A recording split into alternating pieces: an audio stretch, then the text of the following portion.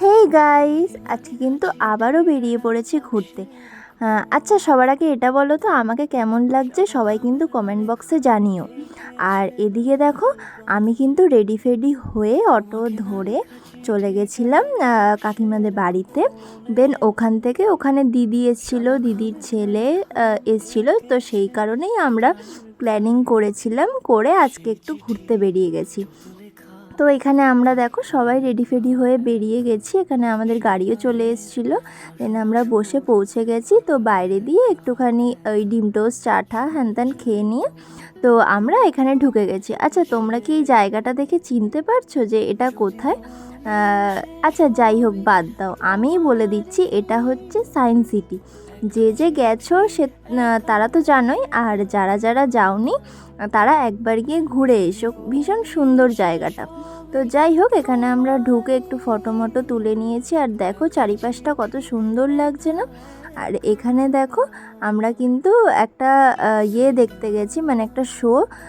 ওখানে ঢুকে জানো তো ক্যামেরা মানে অন করা যায় না, কিন্তু ওখানে আমরা বসে বসে মানে সব কিছু দেখলাম, তোমাদেরকেও যতটা পেরেছি দেখানোর চেষ্টা করেছি। আর এই শোটা না একটা 3D চশমা আছে জানো তো, তো সেটা দিয়েই আমরা দেখছিলাম, তো কিছুটা দেখি তোমাদেরকেও দেখালাম, দেখো।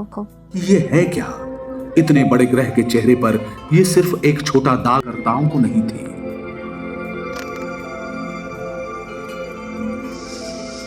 কিছুই করার ছিল না জানো তো, ওইটুখানি দেখাতে পেরেছি, কারণ ওখানে ফোন অ্যালাউ নেই। আর এই জায়গাটা দেখো, এখানে আদিম যুগে মানে ইতিহাসে সেই কিভাবে মানুষ এরকমভাবে খাওয়া শিখেছে, এই সব যাই হোক আদিম যুগের কথা সেই সব ছিল। তো এখানে আমরা ঘুরে ঠুরে সবাই মিলে একসাথে বেরিয়ে পড়লাম, বাড়ির দিকে রওনা দিতে হবে, কারণ অনেকটাই সন্ধে হয়ে গেছিলো।